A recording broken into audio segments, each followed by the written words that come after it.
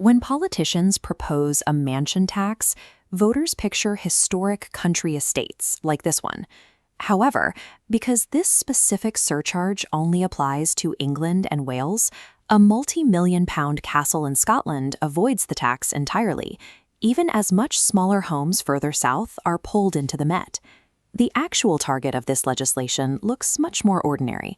We're talking about four-bedroom terraced houses on busy, exhaust-filled roads in the capital. This is the 2028 High-Value Council Tax Surcharge. It's a policy designed to strictly penalize any home in England or Wales with a valuation that crosses the £2 million mark. The government's goal for this threshold is to generate a reliable £400 million every year for the central treasury. But an extreme geographic imbalance appears when you look at where that money originates. Out of that $400 million national total, an estimated $270 million will be paid by households living in just 4 London boroughs. The marketing of the surcharge implies a wide-reaching national tax on the ultra-wealthy. In reality, the math reveals a hyper-localized extraction of wealth, effectively functioning as a penalty on a specific subset of urban postcodes. The surcharge tiers start at £2,500 for homes over £2 million, climbing to £7,500 for properties above £5 million. But mapped out, the primary impact zone is isolated. 2/3 of sales triggering this tax occur entirely within Greater London. Zooming in, the vast majority of this burden falls on 4 specific local authorities: Westminster, Wandsworth, Richmond, and Kensington and Chelsea. Here, the concentration is so high that nearly 1/3 of the entire housing stock crosses the £2 million threshold. The statutory definition of a mansion has become detached from the economic reality of the capital.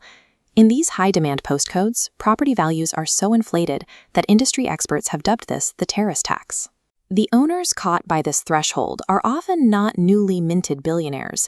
Many are pensioners who purchased their family homes decades ago for a fraction of their current market value.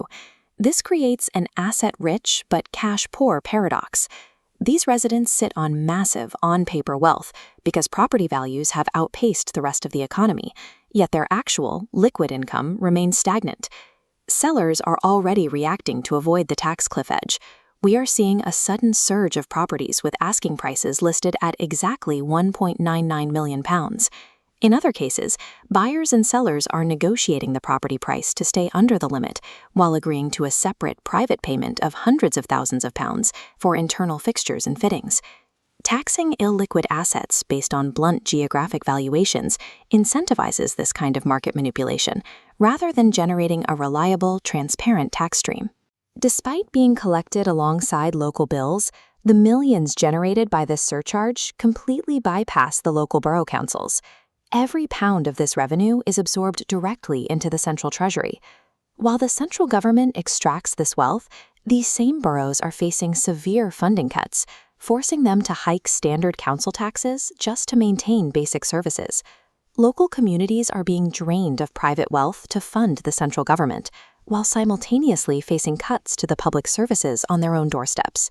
This surcharge arrives alongside other major hits to the capital, including the abolition of non-dom HAP status and a new 20% VAT penalty on private school fees. This line graph shows the market reaction in real time. In Kensington and Chelsea, property valuations have already recorded a steep 16.5% drop. Prime sector buyers are beginning to abandon the city, moving their capital to the home counties or international hubs like Dubai to avoid the hostile fiscal environment. A policy designed to target the broadest shoulders through blunt valuations ultimately risks hollowing out established communities and shattering the fragile ecosystem of the London housing market.